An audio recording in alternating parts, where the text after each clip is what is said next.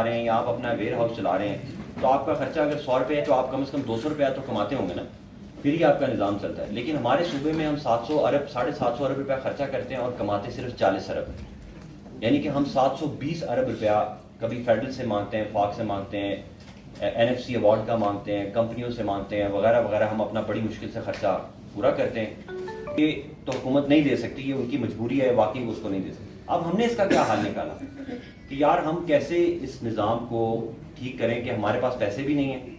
300 ton 400 ton हम उठा रहे हैं जबकि कचरा फेंका 1600 टन जा रहा है, 1000 टन हमारे शहर में ऐड हो रहा है, हमारी ज़िंदगियों को ख़राब कर रहा है।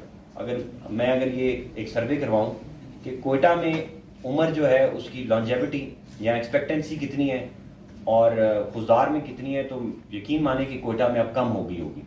ये हमारे सारे हेल्थ के इंडिकेटर्स ये बता रहे हैं। सबसे ज़्यादा यहाँ पर ARI की बीमारी फैल रही है, जिसको हम कहते हैं एक्यूट रेस्पिरेटरी इन्फेक्शन।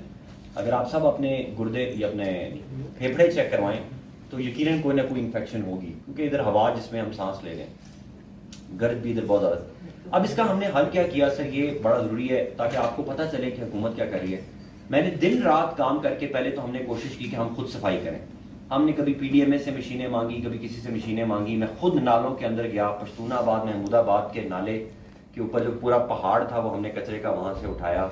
एक एक गली नवा किली से लेके किली शाबो और सरियाब और किली इस्माइल, और कोई जगह ऐसी नहीं थी जहाँ पे मैं खुद घरों के बाहर खड़े होके, जो भैंसों के फार्म हाउसेज थे उनके बाहर खड़े होके भी हमने जुर्माने की और सफाइयाँ हमने करवाई। लेकिन ये सिस्टम इस तरह चल नहीं सकता। इसके लिए फिर हमने पाकिस्तान के जो बेस्ट एक्सपर्ट्स हैं उनको हायर किया। हमने कहा कि यार हमें बताएं कि मसले का हल क्या करें। उसके ऊपर फिर हमने एक इंटरनेशनल टेंडर किया, एक पूरी वर्किंग की, एक टेंडर किया। उस टेंडर के बाद हमने पूरे पाकिस्तान के कराची, लाहौर, कोयटा को मिला के कंसोर्शियम के साथ एक पब्लिक प्राइवेट पार्टनरशिप की है। उसके जो जनरल मैनेजर है सलमान साहब हमारे साथ बैठे हुए हैं, आप अपना हाथ खड़ा करते हैं। सलमान साहब जो हैं ये भी आए, ये भी अपनी एक प्रेजेंटेशन देंगे। अच्छा, अब हमने कहा कि यार मैं तो अपने मेरे कोयटा शहर में 800 खाकरोब हैं। आप सबको पता होना चाहिए कि 800 खाकरोब हैं। 800 के 800 खाकरोबों की उनमें से तकरीबन 85% की उम्र 50 साल से ज़्यादा है। क्या 50 साल से ज़्यादा उम्र का बंदा 5 घंटे झाड़ू लेके झुक के सफाई कर सकता है? और अगर वो मुसलमान हो तो मुसलमान तो वैसे ही सफाई नहीं करते। ये काम तो हमने कहा हुआ है कि कोई दूसरी कम्युनिटी कर दे। मुसलमान तो आपको पता है कि हम अपनी सफाई तो करते हैं, शहर की सफाई हम नहीं करते। उन्होंने कहा सर हम तो मुसलमान हैं, हम तो नाला भी साफ नहीं करेंगे। अच्छा, आधे उनमें से मीर हैं, आधे उनमें से टकरी हैं, आधे उनमें से सरदार हैं और आधे फलां एक्स मिनिस्टर के जानने वाले हैं। उन 800 में से मैंने दिन रात एक करके पूरी अपनी जान लगा के गिरफ्तारियां करके भी उन 800 में से मैं कुछ 100 बंदे से ज़्यादा बंदों से काम नहीं करा सका। और ये मैंने CM को भी कहा कि सर अगर आप भी कोशिश करके देख लें ये काम आप नहीं कर सकेंगे। इसका हल फिर हमने क्या निकाला, टाइम है ना आपके पास?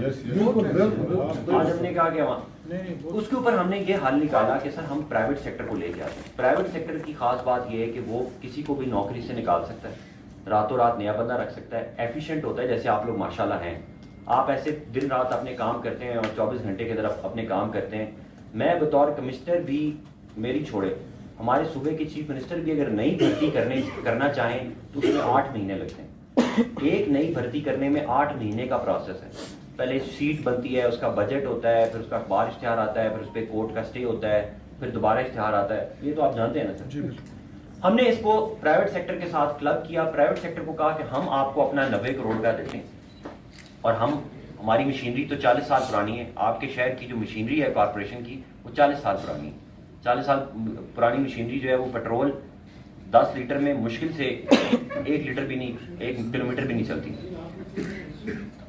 तो हमने ये सारी की सारी पैसा और मशीनें प्राइवेट सेक्टर के हवाले किया और हमने कहा कि अब आप सफाई करना शुरू करें। प्राइवेट सेक्टर ने कहा कि सर 90 करोड़ में तो ये सफाई नहीं हो सकती। हमने कहा यार हम आपको ज़्यादा पैसे नहीं दे सकते। इसका हल हमने ये निकाला कि हम जितना भी कचरा है शहर का, इसको रिसाइकिल करने का भी टारगेट इनको दे देंगे कि आप इसको रिसाइकिल करें, आप इनको बेचें।